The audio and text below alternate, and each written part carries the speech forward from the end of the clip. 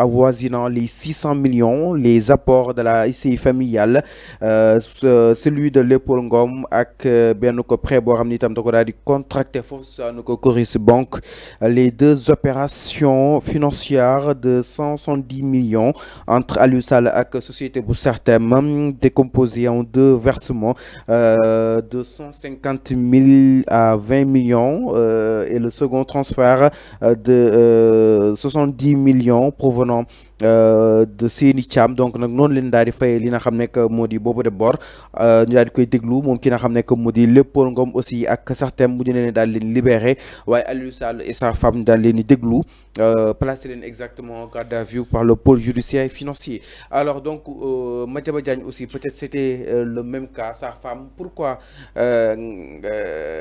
ay maison familiale wala kon ay société familiale bëri na nag dafa mel ni kon si ñi nga xam ni itam jóge woon neen fi de l'ancien régime bu Macky Sall.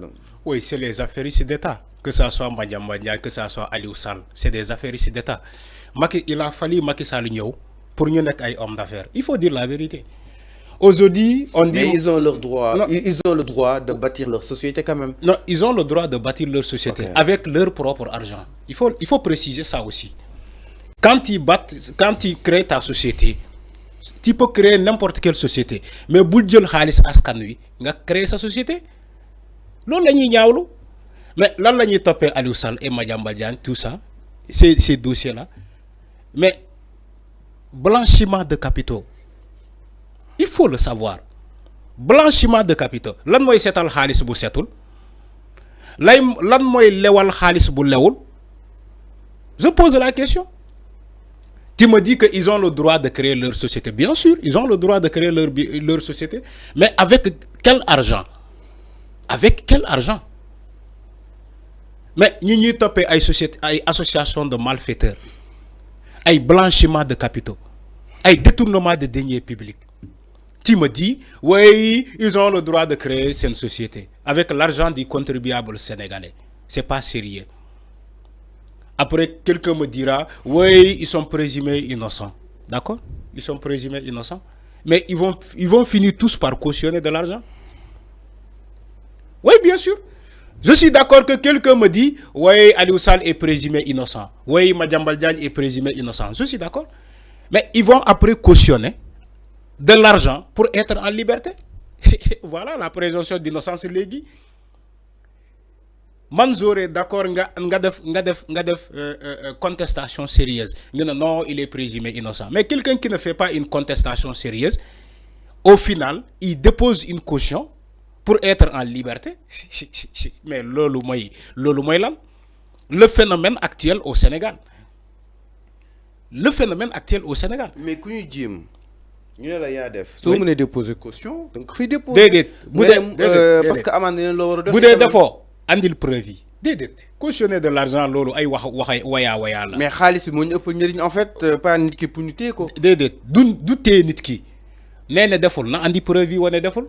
C'est tellement simple. Mbagnick Diop defoo na ko fi fallu. Non. Dama ne Mbagnick Diop pratique ko créé la. Su la jappé yow mi japp ni ay preuves. Dama ne fi kuñ japp yow ñi la japp ñoy indi ay preuves tek ko carrément ya def fi wala ya def. Mais buñu andé preuve bo d'accord. Le preuve da fay joggé ki jimaté. Aliou Sall dafa dem andi demb ay virement bancaire bu Coris Bank. Non, moi je dis pas le cas d'Aliou Sall. Mais je dis de manière générale. Kon yo léralal Sénégalais parce que léro say wax lérul. Non, défendre ma kenn mais je dis de manière générale. Non, yaay defar légui. Waxal Sénégalais mu lér ban dossier ngay wax yow fa. Non, en fait, je voulais dire de manière générale. Yow waxal rek. Les pratiques bi da nga ko changer ak PGF lépp loo xam ni itam peut-être ñu ngi koy reprocher nit ñoom ñoo indi ay preuves tegal la ni yaa def lii yaa def lële contrairement ak CREI boo xam ni Karim Wade da nga koy jàpp ba pare ñoo xam dama indi ay preuves pour seetal sa bopp léegi les donnes sont changées je veux parler dans ce sens quand même. On parle plus de CREI au Sénégal.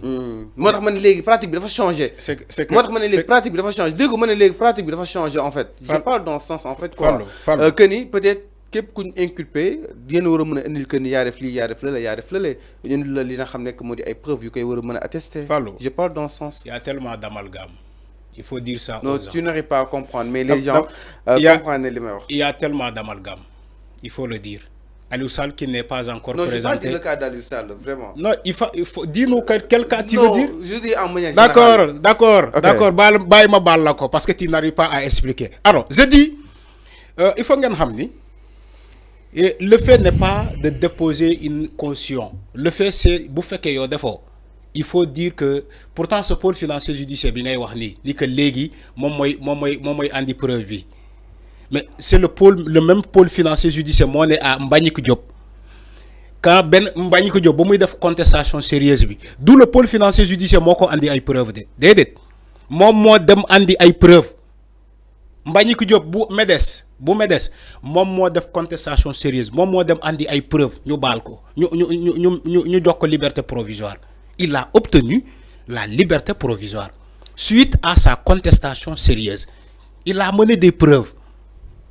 C'est ce que je suis en train de dire. Même Aliou Sall bi ñuy wax ni Aliou Sall dafa dem andi ay virement yu Coris Bank parce que dafa ne Coris Bank moo ko lebal xaalis gars yi ne ko lan mooy traçabilité bi parce que traçabilité ci banque xaalis bu jaaree ci banque dafay am traçabilité fàllu on parle d'un sens. On parle d'un sens. Aliou Sall dafa ne Coris Bank moo ko lebal xaalis mu taxawal société SCI familiale ñu ne ko léegi Coris Bank bi la lebal xaalis bi preuve bi ana preuve bi xam nga boo nee xaalis bi banque moo ma ko lebal banque dafay am traçabilité te traçabilité bi nekkul le pôle financier judiciaire moo koy dem andi déedéet yow yaa koy andi parce que tu es en train de faire une contestation sérieuse foofu la ñuy waxee ak yow. On n'est pas dans la manipulation. Loin de là. On est loin de là. Donc, si vous voulez manifester ça, arrêtez pour un autre dossier. Donc, lolo mo am tu le dossier Aliou Sall. Que ça soit dans tous les dossiers qui sont poursuivis par le pôle financier judiciaire. Si tu n'es pas d'accord, tu amènes les preuves et tu fais une contestation sérieuse. Tu dis que je ne suis pas d'accord, qu'il est motif, je ne suis pas d'accord. Nous sommes d'accord. Maintenant, où sont les preuves? Défends-toi.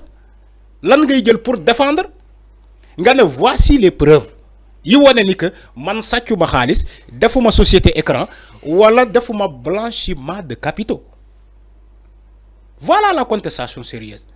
Mais quelqu'un qui fait un dépôt de consignation, mais tu n'es pas yow setoo à 100% parce que contesté wo da nga ne damay déposer caution.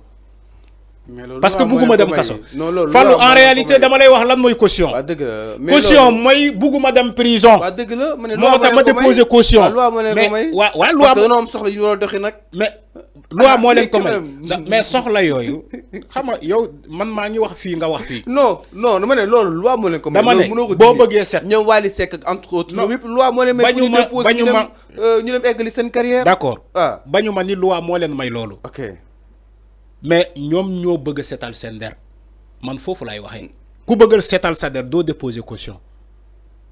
On est dans un état boo xamante ne sénégalais yi le peuple est regardant gis nga peuple Sénégal bu la xasee ba ñu jiiñi la benn affaire dañ la koy toppee ba keroog ngay setal sa der mais le fait de déposer une caution nekkul da ngay setal sa der mooy maanaam ça t'empêche d'aller en prison point.